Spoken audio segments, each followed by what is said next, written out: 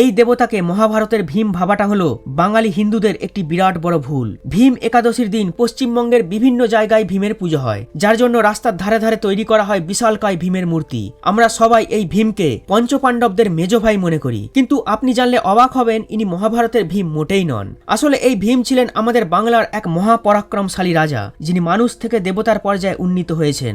এইটুকু শোনার পর আপনার মাথায় নিশ্চয়ই বাজ পড়ার মতো অবস্থা হলো, কিন্তু ঐতিহাসিক দলিল বলছে এটাই সত্যি। ঠান্ডা মাথায় একবার ভেবে দেখুন, পঞ্চপাণ্ডবদের মধ্যে যিনি শ্রেষ্ঠ, যার সত্যবাদিতার কথা মানুষ যুগ যুগ ধরে শুনে আসছে, সেই ধর্মপুত্র যুধিষ্ঠিরকে কেউ পুজো করে না। মহাভারতের সবচেয়ে বড় ধনুর্ধর অর্জুন, সবচেয়ে হ্যান্ডসাম নকুল এবং সবচেয়ে বুদ্ধিমান সহদেব, এনাদের কারোরই পুজো হয় না, পুজো হয় একমাত্র ভীমের। তাহলে এই প্রশ্নটা আসা কি স্বাভাবিক নয় যে শুধুমাত্র ভীমেরই কেন পুজো হবে? আচ্ছা, ধরেই নিচ্ছি ভীম ছিলেন সবচেয়ে লম্বা, বলিষ্ঠ, তার অসীম দৈহিক ক্ষমতার জন্য তাকে পুজো করা হয়। তাহলে বলুন তো, পশ্চিমবঙ্গ ছাড়া ভারতবর্ষের আর কোথাও ভীমের পুজো হয় না কেন? গোটা ইন্ডিয়ার মধ্যে সবচেয়ে বেশি কুস্তি পেহলবানি হয় উত্তর পশ্চিম ভারতে, মানে দিল্লি, পাঞ্জাব, হরিয়ানা সাইডে। ওখানকার লোকেরা এমনিতেই বিশাল লম্বা চওড়া হয় এবং ফিজিক্যাল স্ট্রেংথকে ওখানে একটু বেশিই প্রাধান্য দেওয়া হয়। আর অ্যাকর্ডিং টু মহাভারত, কুরুক্ষেত্র যুদ্ধের ময়দান হরিয়ানাতেই অবস্থিত। কিন্তু আশ্চর্যের বিষয়, ওখানে ভীম পুজো হয় না, হয় শুধু আমাদের পশ্চিমবঙ্গে, বিশেষ করে দুই মেদিনীপুর, হুগলি এবং হাওড়া জেলাতে, মানে যেখানে যেখানে মাহিষ্য জাতির লোকের বসবাস বেশি, সেই সমস্ত জায়গায় ভীম পুজো হয় বেশি। আপনাদেরকে আরো জানিয়ে দিই যে মহাভারতে বলা হয়েছে ভীম ছিলেন মাকুন্দ, মানে তার গোঁপদাড়ি ছিল না। এই কথাটা মাথায় রেখেই 90-এর দশকের বিখ্যাত সিরিয়াল মহাভারতে ভীমকে গোঁপদাড়ি বিহীনী দেখানো হয়েছে। এদিকে কিন্তু আমাদের ভীম ঠাকুরের বিশাল পাকানো গোঁপ থাকে। এইবার নিশ্চয়ই আপনার মনে সন্দেহ দানা বাঁধতে শুরু করেছে। অনেকগুলি প্রশ্ন ঘুরপাক খাচ্ছে যে তাহলে কে ছিলেন এই রাজা ভীম, কেন তার পুজো করা হয়, আর কেনই বা আমরা তাকে মহাভারতের ভীমের সঙ্গে গুলিয়ে ফেললাম। তো এই সব কিছুর উত্তর পেতে হলে আমাদেরকে 1000 বছর পিছনে যেতে হবে। তবে শুরুতেই আমার একটা অনুরোধ, যে ইতিহাসের প্রতি যদি আপনার আগ্রহ থাকে তাহলে চ্যানেলটিকে অবশ্যই সাবস্ক্রাইব করবেন। সময়টা 1025 খ্রিস্টাব্দ। সুলতান মেহমুদের লাগাতার আক্রমণে তখন উত্তর পশ্চিম ভারত একেবারে বিধ্বস্ত, কিন্তু তখনও অবধি পূর্ব ভারতে কোনো ইসলামিক শক্তি থাবা বসাতে পারেনি। সে সময় বাংলার মসনদে আসীন ছিলেন সম্রাট প্রথম মহিপাল। 625 খ্রিস্টাব্দে মহারাজা শশাঙ্কের মৃত্যুর পর পূর্ব ভারতে এক অরাজক পরিস্থিতি তৈরি হয়, যা প্রায় 150 বছর ধরে চলেছিল। এই ঘটনাটি বাংলার ইতিহাসে মাৎস্যন ন্যায় নামে পরিচিত। নৈরাজ্য থেকে মুক্তি পাবার জন্য শেষে বাংলার জনগণ গোপাল পাল নামক এক সামন্তকে রাজা হিসাবে নির্বাচিত করে, আর এভাবেই প্রতিষ্ঠিত হয় পাল রাজবংশ। 770 খ্রিস্টাব্দ থেকে টানা 300 বছর বাংলা পালেদের দখলে ছিল। একটা সময় বাংলা, বিহার, উড়িষ্যা, উত্তরপ্রদেশ ও নেপালের বিস্তীর্ণ অঞ্চল জুড়ে ছড়িয়েছিল পাল সাম্রাজ্য।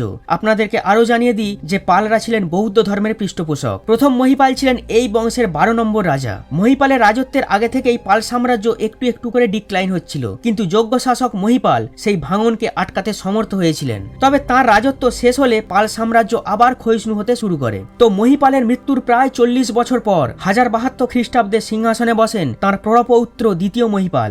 দ্বিতীয় মহিপাল ছিলেন একজন অযোগ্য শাসক। তিনি সিংহাসনকে নিষ্কণ্টক করতে তার বাকি দুই ভাই রামপাল ও সুরপালকে কারাগারে বন্দী করে রাখেন। সে সময় পালেদের আন্ডারে যে সমস্ত সামন্ত রাজারা ছিল, তারা কেউই মহিপালের আচরণে সন্তুষ্ট ছিল না। তারা সকলেই মহিপালকে রাজা মানতে অস্বীকার করে। মহিপালের এই অসহায়তার সুযোগটাকে কাজে লাগিয়েছিলেন তাঁর এক বিশ্বস্ত রাজকর্মচারী, যার নাম ছিল দিব্য বা দিব্যক। এখানে অবশ্যই বলে রাখা দরকার যে দিব্যক কোনো বিশ্বাসঘাতক ছিলেন না। মহিপালের গদি বাঁচাবার জন্য তিনি বহু চেষ্টা করেছিলেন, কিন্তু যখন তিনি বুঝতে পারলেন যে মহিপাল সত্যিই একজন অযোগ্য শাসক এবং তাঁর প্রতি দিব্যকের নিজের জাতির লোকেরাই অসন্তুষ্ট, তখন তিনি মন্ত্রীর চাকরি থেকে ইস্তফা দেন এবং তাঁর স্বজাতির লোকেদেরকে নেতৃত্ব দেবার কাজে লেগে পড়েন। দিব্যক ছিলেন জাতিতে কৈবর্ত।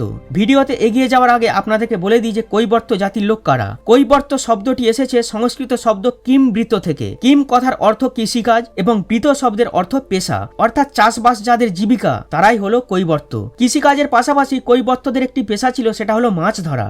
বৌদ্ধ জাতকের গল্পে মৎস্যজীবীদেরকে কেবর্ত নামে উল্লেখ করা হয়েছে। পরবর্তীকালে সম্ভবত সেন যুগে কৈবর্তরা দুটি পৃথক জাতিতে ভাগ হয়ে যায়। যারা শুধু মাছ ধরতো তাদেরকে বলা হলো জেলে কৈবর্ত, এবং যারা চাষবাস করতো তাদেরকে বলা হলো হালিক কৈবর্ত বা হেলে কৈবর্ত। হালিক কৈবর্তরা এখনো পর্যন্ত বাঙালি হিন্দুদের মধ্যে বৃহত্তম জাতি। 19 শতাব্দীর পর থেকে এরা মাহিষ্য নামে পরিচিতি লাভ করে। এখানে অবশ্যই বলে রাখা দরকার, মাহিষ্য শব্দটা কিন্তু মোটেও নতুন কিছু নয়, এটা অতি প্রাচীন একটি শব্দ। হালিক কৈবর্তরা আধুনিককালে কেন নিজেদেরকে মাহিষ্য বলে পরিচয় দিল, এর পিছনে একটি দীর্ঘ ইতিহাস আছে। ভবিষ্যতে যখন আমি মাহিষ্য জাতির ইতিহাস নিয়ে ভিডিও করব তখন সেটা নিয়ে বিস্তারিত আলোচনা হবে। এখনো বুঝতে হবে এখানে কৈবর্ত মানে সমাজের নিচু শ্রেণীর লোকেদেরকে বোঝাচ্ছে। বিষ্ণু পুরাণে কৈবর্তদের অব্রাহ্মণ্য বলা হয়েছে, অর্থাৎ যারা ব্রাহ্মণ্য সমাজ সংস্কৃতির বহির্ভূত।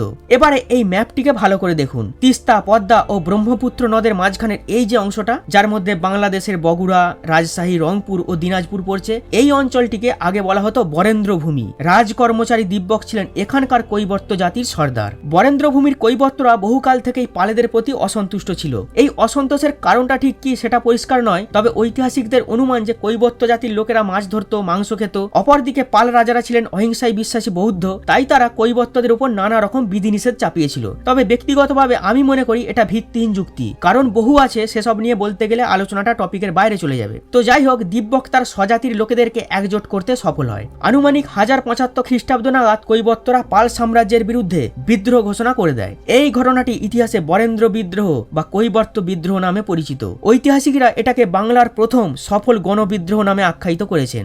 একাদশ শতাব্দীর বিখ্যাত বাঙালি কবি সন্ধ্যাকর নন্দীর লেখা রামচরিতম কাব্যে কৈবর্ত বিদ্রোহের সম্পর্কে বহু তথ্য পাওয়া গেছে। বলতে গেলে কৈবর্ত বিদ্রোহের এটাই একমাত্র লিখিত সোর্স। সে সময় পালেদের রাজধানী ছিল বিহারের মুদকগিরিতে, যার বর্তমান নাম মুঙ্গের। বরেন্দ্রভূমি হাতছাড়া হবার পর মহিপাল সেখানে চুপ করে বসে থাকেননি। বিদ্রোহ দমন করতে তিনি বিশাল সেনাবাহিনী নিয়ে বরেন্দ্র আক্রমণ করেন। এদিকে কৈবর্ত নেতা দিব্যক জানতেন যে এমনটা হবেই, তাই তিনি আগাম প্রস্তুতি নিয়েই রেখেছিলেন। কৈবর্তরা নৌবিদ্যায় ভীষণ পারদর্শী ছিল। অপরদিকে পাল সেনাবাহিনীর প্রধান শক্তি বলতে ছিল তাদের বিরাট হস্তি বাহিনী। নদীবহুল বরেন্দ্র অঞ্চলে হস্তি বাহিনী কোনো কাজেই লাগেনি। জলযুদ্ধে পাল সেনাদের চূড়ান্ত পরাজয় ঘটে। শুধু তাই নয়, রাজা মহিপাল কৈবর্তদের হাতে নিহত হন।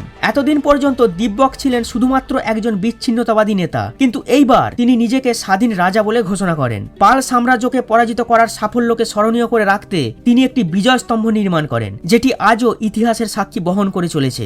বাংলাদেশের নওগাঁ জেলায় দিবর দিঘি নামের একটি বিরাট বড় দিঘি রয়েছে। প্রায় 50 বিঘা ওই দিঘির মাঝখানে একটি 32 ফুট লম্বা গ্রানাইট পাথরের পিলার পোঁতা আছে। ওই পিলারটি হলো রাজা দিব্যকের সেই বিজয় স্তম্ভ।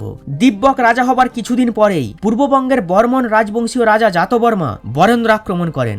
দিব্যক এই আক্রমণকে প্রতিহত করেছিলেন ঠিকই, তবে তিনি বেশি দিন রাজ্যসুখ ভোগ করতে পারেননি। অল্প দিনের মধ্যেই তাঁর মৃত্যু হয়।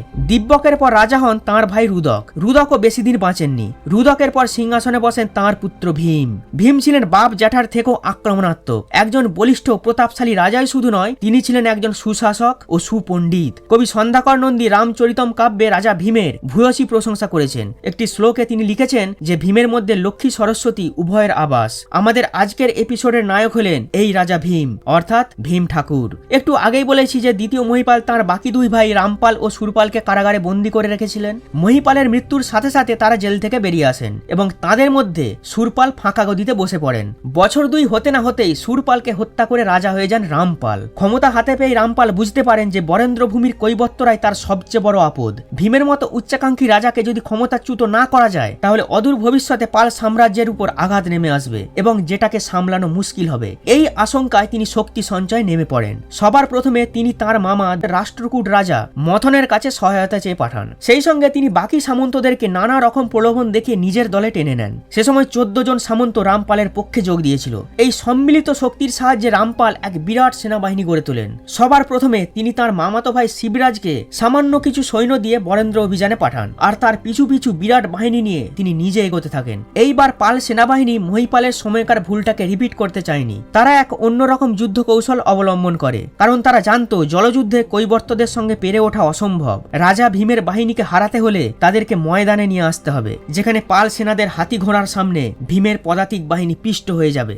সেই মতো তারা গঙ্গা নদীর ওপর নৌকা মেলক সেতু নির্মাণ করে। নৌকা মেলক সেতু ব্যাপারটা কি একটু বুঝিয়ে বলি। আগেকার দিনে জানেন তো কংক্রিটের ব্রিজ ছিল না, নদী পারাপারের একমাত্র মাধ্যম ছিল নৌকা। কিন্তু যখন রাজা মহারাজারা যুদ্ধে বের হতো তখন তো আর হাজার হাজার সৈন্য হাতি ঘোড়াকে নৌকার মাধ্যমে পারাপার করা সম্ভব ছিল না। তাই তারা কি করতো, মোটা কাছি দিয়ে নৌকাকে সারিবদ্ধভাবে বেঁধে তার উপর পাটা বিছিয়ে এক ধরনের অস্থায়ী ব্রিজ তৈরি করত।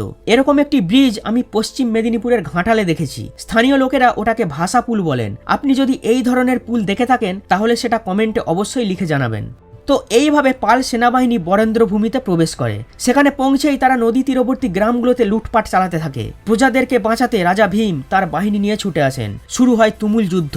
রামপালের সৈন্য সংখ্যা বেশি হবার সত্ত্বেও প্রথমের দিকে তারা কিছুতেই পেরে উঠছিল না, কারণ কৈবর্তরা ছিল যোদ্ধা জাতি। এরই মাঝে একটি দুর্ঘটনা ঘটে যায়। যুদ্ধ পরিচালনা করতে গিয়ে রাজা ভীম আহত হয়ে হাতির পিঠ থেকে মাটিতে পড়ে যান, আর সাথে সাথে পাল সেনারা তাকে বন্দী করে ফেলে। এই দেখে ভীমের সেনারা ছত্রভঙ্গ হতে শুরু করে, কিন্তু কৈবর্ত সেনাপতি হরি তাদেরকে একত্রিত করে পুনরায় যুদ্ধে ঝাঁপিয়ে পড়েন। আর এটির জন্য রামপাল মোটেই প্রস্তুত ছিলেন না, তাই তিনি একটি ফন্দি আঁটলেন। যুদ্ধক্ষেত্রে তিনি হরির কাছে প্রস্তাব পাঠালেন যে সে যদি কৈবর্তদের পক্ষ ত্যাগ করে পালেদের পক্ষ নেয় তাহলে তাকে বিপুল পরিমাণ ধনসম্পত্তি দেওয়া হবে। হরি এই লোভনীয় অফারটি লুফে নেয়, যার ফলে রামপালের জয় নিশ্চিত হয়ে যায়। যুদ্ধ জয়ের পর রামপালের সেনারা রাজা ভীমের কোষাগার লুট করে এবং কৈবর্তদের রাজধানী ডমরনগরকে পুরোপুরি ধ্বংস করে দেয়। সন্ধ্যাকর নন্দী লিখেছেন যে রামপাল ভীমের কঠোর দণ্ডবিধান করেছিলেন। ভীমকে বেঁধে রেখে তাঁর চোখের সামনে তাঁর পরিবারের লোকেদেরকে একে একে হত্যা করা হয়। শেষে তাঁকেও তীর মেরে ঝাঁঝরা করে দেওয়া হয়। রাজা ভীমের এই মর্মান্তিক মৃত্যুর সাথে সাথে